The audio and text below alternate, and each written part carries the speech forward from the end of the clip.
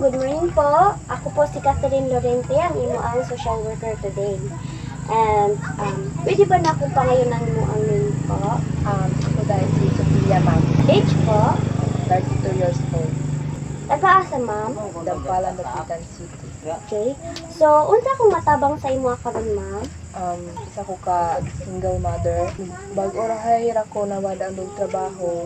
Gisudan ko, dili jud pwede sa ako nawada ang trabaho kay ako'y utang dayon. Wala ko ipakaon sa akong mga anak. Sa nakita na ko sa imo ma'am is lisod jud kaayo ang sitwasyon karon. So, pwede ba nimo isulti sa ako ang ma'am kung unsa ang nagahatag sa imo ang dakong stress karon? Bisan unsa, lisod kaayo ang mawala og trabaho. Kay dili na mo mabayaran among abang sa balay diyan. Ahaman ko magkuhag kuan kanang kwarta. Naman po siya laing nga problema po, so dako na din kaayo. Muda ko na samot ang problema ko. Sangay ko sa ilaag tabang. So, sa nakita na ko ma'am, dako jud ang gibati karon. Actually, isa jud kayong magpuyo nga dili ka sigurado sa imo ang kalambuan and mag-isip ka sa imo ang pagkaon o abay sa balay. Mao importante jud ma'am nga i-express jud nimo ang imo ang gibati karon. So, kung gusto nimo ma'am, pwede nimo i-share sa ako akong giunsa ni pag-atubang ang imo ang mga gipangbati. Kasagaran, ako na lang doon ipagsagot ang tanan. Kung gusto nga maapil lang akong pamilya sa akong problema, maong kasagaran, ako na lang doon ang gaatiman sa tanan. Pero usahay kay murag maglisod ako ko. Salamat sa pag-share ma'am, Sophia. Importante kayo ma'am nga atong ma-acknowledge ang imong gibati. Pero sa karon, mag-focus ka sa mga laka na pwede natong buhaton para matabangan ka. Pwede ba natong hisgutan ang imo ang financial nga kahintang?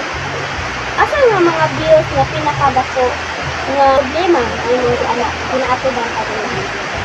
Akong biyak na kailangan ko ay itong abang sa balay. Di nga nung kabulan wala ka bayad, dayo nagbalaka ko nga kung sila pahawa ni. Dayo, problema ko ko balik sa mga pagkaon o balaka ko sa mga adlaw-adlaw ng tanon.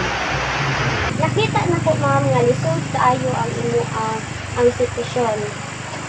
Naay mga programa nga pwedeng makatabang nimo ma'am. Naay emergency rental assistance program nga pwedeng makatabang sa abang sa inyong balay o napoy mga food assistance programs nga pwedeng makatabang sa pagkaon sa mga pamilya. Napod mga local community centers nga nagahatag og emergency relief sa mga pamilya nga naglisod sa Manila. Wala ko kabalong nga, nada inana ang programa, ma'am. Pero mura din ako na siya tabang sa akong problema karon. Oo, mga programa nga ulo aron makabangon ang mga pamilya nga nagkakaroon. Ang food assistance programs nakatabang sa pagkaon sa inyong pamilya, samtang may kasaglain na pwede po nato tanawin ang child care assistance para dili ka maglisod o katunay sa inyong mga anak o makapadayon ka sa pag-anit ang trabaho. Ako kayo nakatabang nga pero sa akong problema, wala ko nagdangom nga nada inana nga programs nga nakaluwas sa akong problema. So, nalipay ko nga nakahatag ko o kahayag sa inyong sitwasyon sa Sophia. Then, dili lang sa patangat. Kung naakay other concerns na kaya natin solusyonan, hindi ka mo balik ang hindi. Sige po, ma'am Catherine, marami pong salamat. Wala ka naman.